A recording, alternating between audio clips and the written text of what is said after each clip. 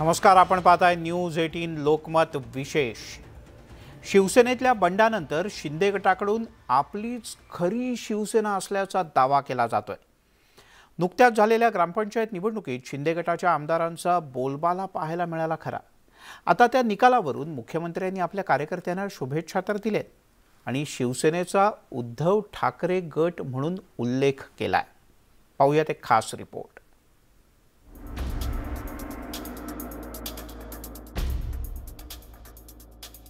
मुख्यमंत्री एकनाथ शिंदे यांचं हे ट्विट चांगलंच चर्चेत आलंय, कारण या ट्विटमध्ये एकनाथ शिंदे यांनी शिवसेनेचा उद्धव ठाकरे गट असा उल्लेख केलाय। नुकत्याच पार पडलेल्या ग्रामपंचायत निवडणुकीत शिवसेनेतील शिंदे समर्थक आमदारांचा दबदबा पाहायला मिळाला। बहुतेक ग्रामपंचायतींवर बंडखोर आमदारांनी विजयी पताका फडकवली। या निवडणूक निकालाच्या पार्श्वभूमीवर मुख्यमंत्र्यांनी केलेल्या या ट्विटला महत्त्व आहे। त्यांनी आपल्या समर्थकांना शुभेच्छा देतानाच राज्यातल्या जनतेनं ग्रामपंचायत निवडणुकीत शिवसेना भाजप सरकारला कौल दिल्याचं म्हटलंय। विविध पक्षांच्या विजयी उमेदवारांची संख्या नमूद करताना शिवसेनेचा उद्धव ठाकरे गट आणि स्वतःच्या समर्थकांचा शिवसेना असा उल्लेख करण्यात आलाय। या निवडणुकीत शिंदे गटाला 40 जागा मिळाल्या तर शिवसेनेला 27 जागांवर समाधान मानावं लागलं। नुकत्याच ग्रामपंचायतीच्या निवडणुका झाल्या आणि या निवडणुकांमध्ये शिवसेना आणि एकनाथ शिंदे गट समोरासमोर आले। यामध्ये शिंदे गटाला 40 जागा तर शिवसेनेला 27 जागा मिळालेत। मात्र मुख्यमंत्र्यांनी केलेल्या ट्विटमध्ये शिवसेनेला 40 जागा आणि उद्धव ठाकरे गटाला 27 जागा असा त्यांनी उल्लेख केलाय। त्यामुळे एकनाथ शिंदेंकडून पुन्हा एकदा शिवसेनेला उद्धव ठाकरे गट म्हणून डिवचण्याचा प्रयत्न केलाय। शिंदे गटाच्या बंडखोरीनंतर राज्यात सत्तांतर झालं। यानंतर शिंदे गटाला शिवसेनेतल्या लोकप्रतिनिधींचा पाठिंबा सातत्यानं वाढतोय। आमदारांच्या पाठोपाठ खासदार आणि अनेक नगरसेवकांनी शिंदे गटात प्रवेशच केला। त्यामुळे एकनाथ शिंदे गटाकडून आपलीच खरी शिवसेना असल्याचा दावा केला जातोय। त्यासाठी थेट निवडणूक आयोगाच्याकडे शिंदे गटानं धाव घेतली आहे। एकीकडे शिवसेना आणि शिंदे गटात पोटकज्जा सुरू असतानाच मुख्यमंत्र्यांच्याकडून शिवसेनेला उद्धव ठाकरे गट असं संबोधण्यात आलंय। खरं तर उद्धव ठाकरे यांच्या वाढदिवसाच्या निमित्तानं केलेल्या ट्विटमध्ये मुख्यमंत्री एकनाथ शिंदे यांनी शिवसेना पक्षप्रमुख असा उल्लेख टाळला होता। आता उद्धव ठाकरे गट असा थेट उल्लेख केल्यामुळे नव्या चर्चेला तोंड फुटलंय। Bureau report, news 18 Lokmat.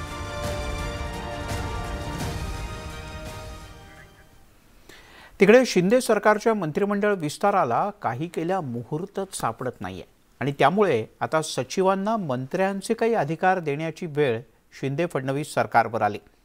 प्रशासकीय काम रखडू नये म्हणून मुख्यमंत्र्यांनी हा निर्णय घेतला। मात्र याच मुद्द्यावरून विरोधकांनी टीकेची झोड उठवली आहे।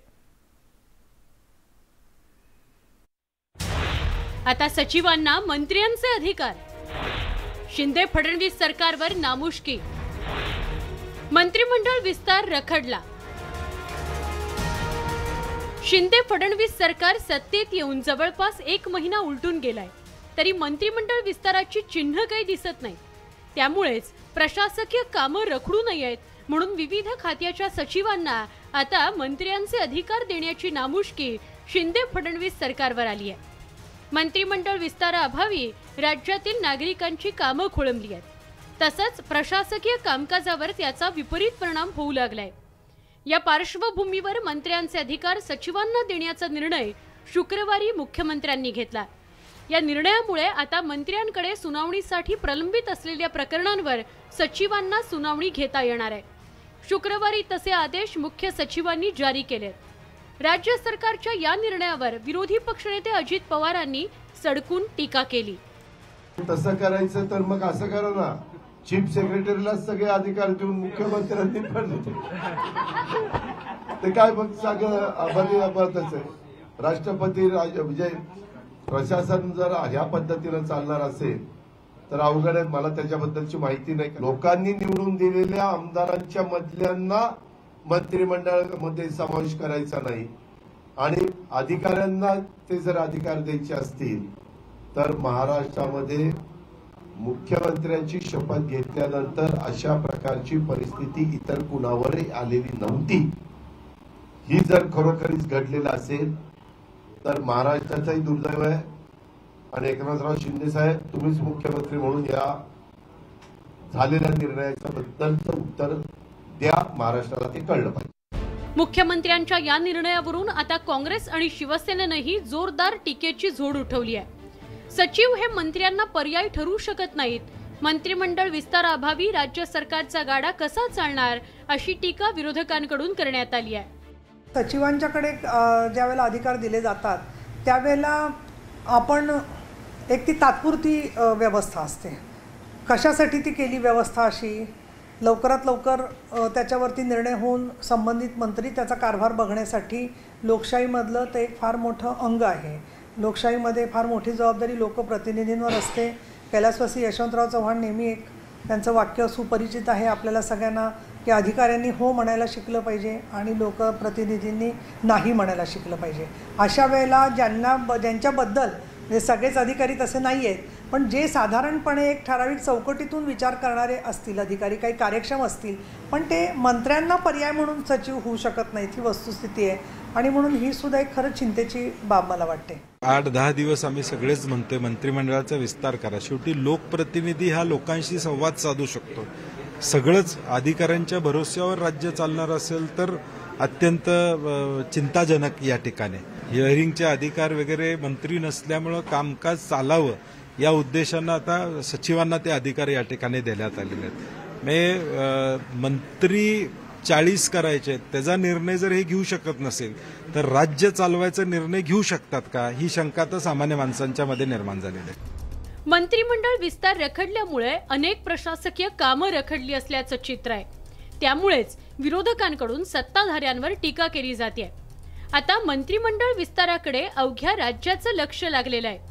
लवकरात लवकर मंत्रिमंडळ विस्तार झाल्यास जनतेच्या कामांना वेग येणार आहे. Bureau report, news 18 Lokmat.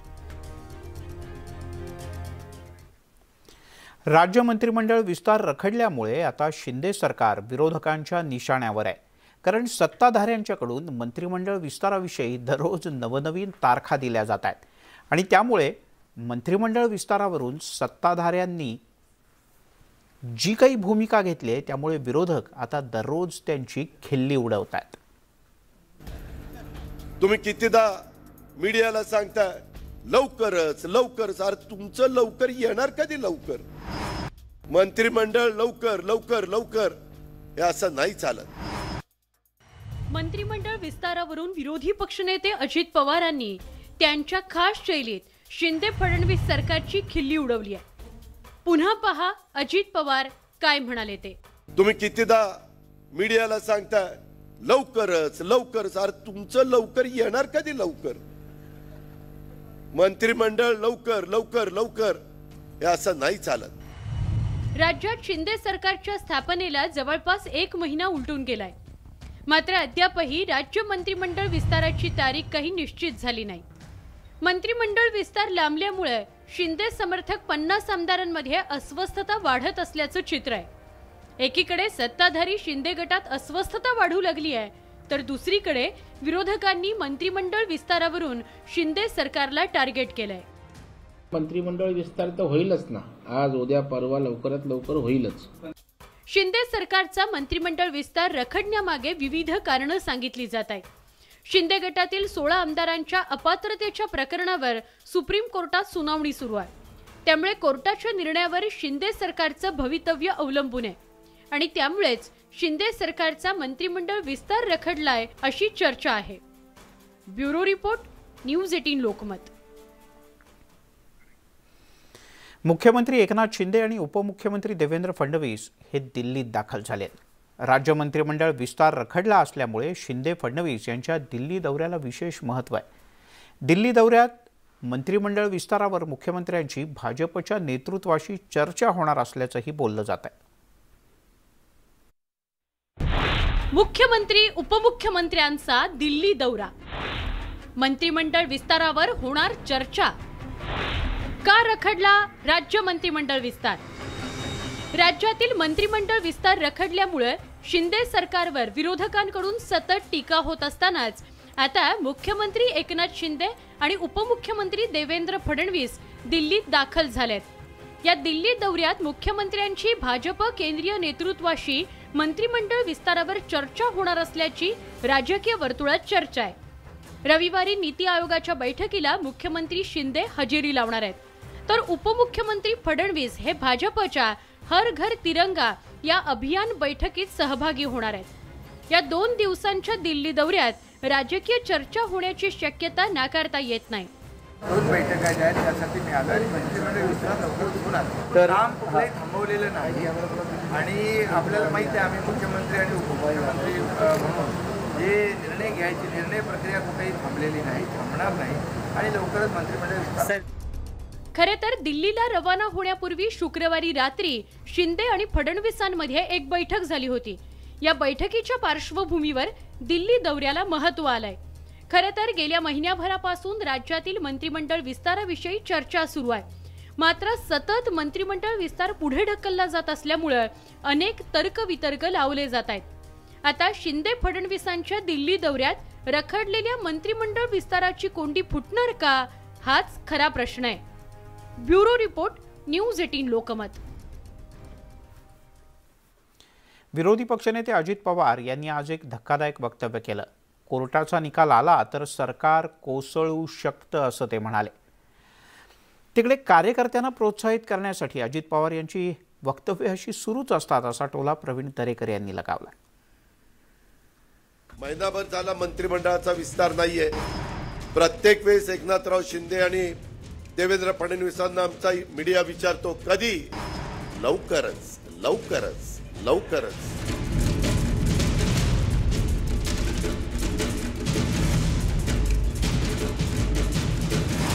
मंत्रिमंडळाचा विस्तार होत नसल्यानं आधीच आमदारांमध्ये अस्वस्थता आहे आणि त्या अस्वस्थतेत अजित पवारांनी अधिकच भर घातली आहे. एकनाथ शिंदे आणि देवेंद्र फडणवीस यांचा शपथविधी होऊन अवघा महिनाच उलटलाय आणि हे नवं सरकार कोसळणार अशी भविष्यवाणी अजित पवारांनी केली आहे. त्यांनी या भविष्यवाणीला आधार दिलाय तो कोर्टाच्या आगामी निकालाचा. ताम्रपट घेऊन कुणीच जन्माला आलेलं नाहीये. सत्ता येत असते, सत्ता जात असते. आता देखील जे तिथं बसलेले आहेत ते पण किती काळ राहतील तेही आपल्याला सांगता येत नाही. उद्या कोर्टाचा काही वेगळा निकाल आला तरी काही घडू शकतं. राज्य सरकारच्या मंत्रिमंडळाचा अजूनही विस्तार झालेला नाही. एकनाथ शिंदे आणि देवेंद्र फडणवीस यांच्या दिल्ली वार्या सुरू आहे. मंत्रिमंडळ विस्ताराबाबत सगळं काही दिल्लीत ठरत असल्याची टीका अजित पवारांनी केली.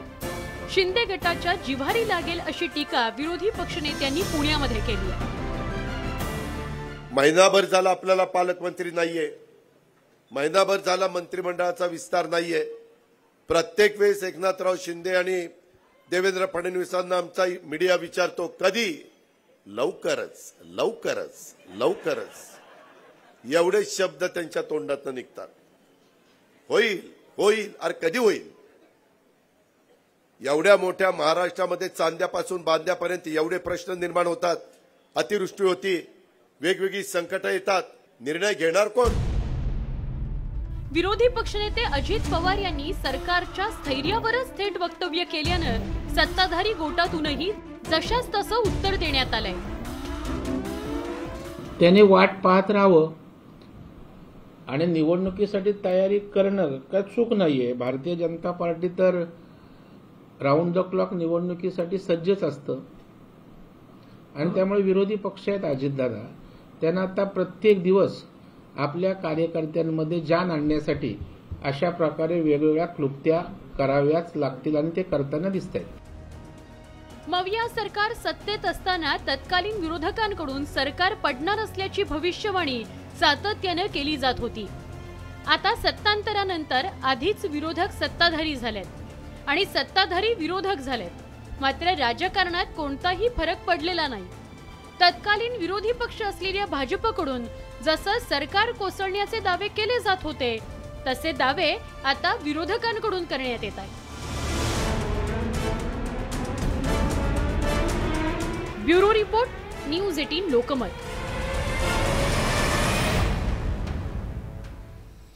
तिकडे मुंबईतल्या पत्राचाळ प्रकरणी संजय राऊत यांच्या पत्नी वर्षा राऊत यांची ईडीकडून चौकशी केली जाते.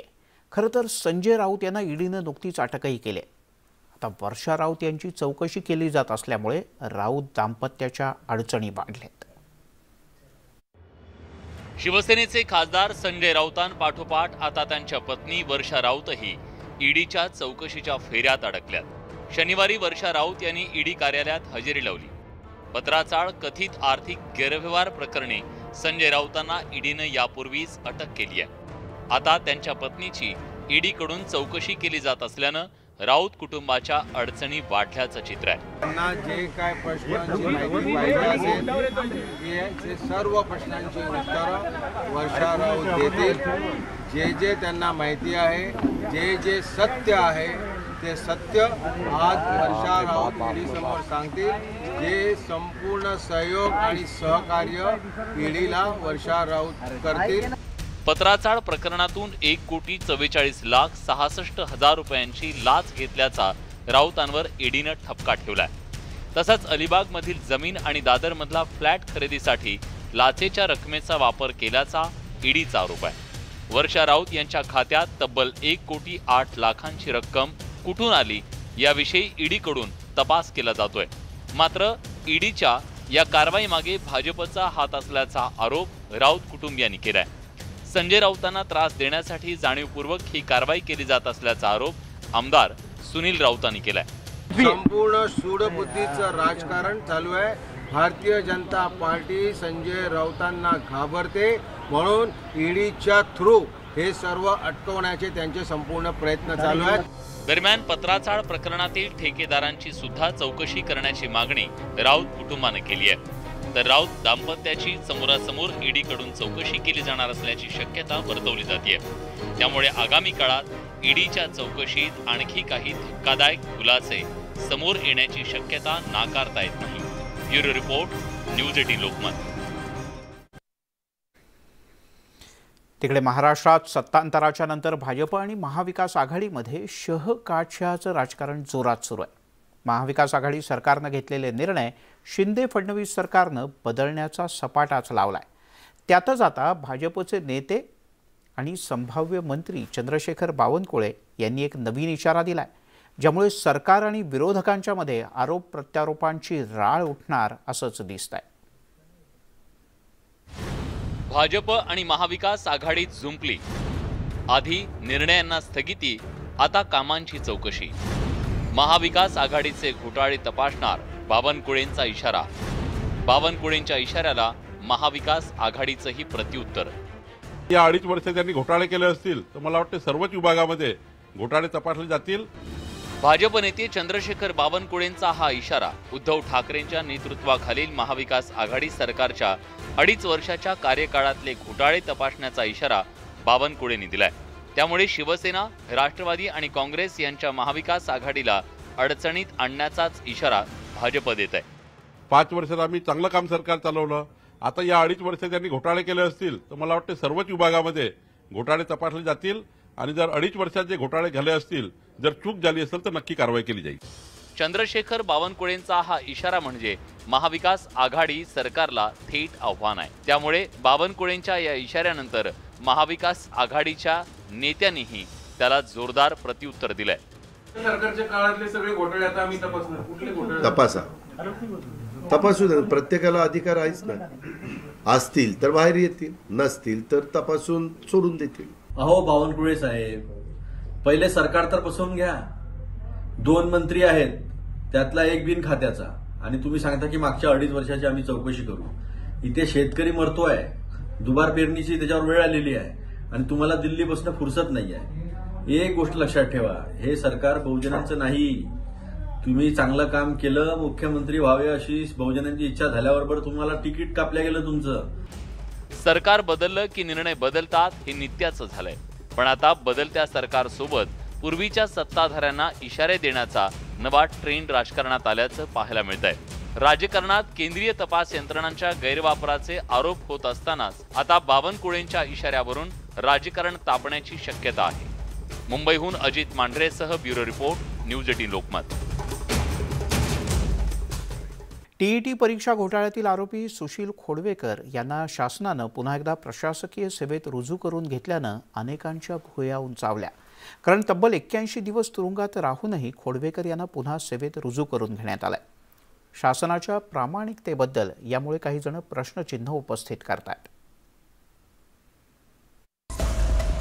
पुणे सायबर पोलिसांनी उघडकीस आणलेला टीईटी परीक्षा घोटाळा सर्वांनाच माहीत आहे.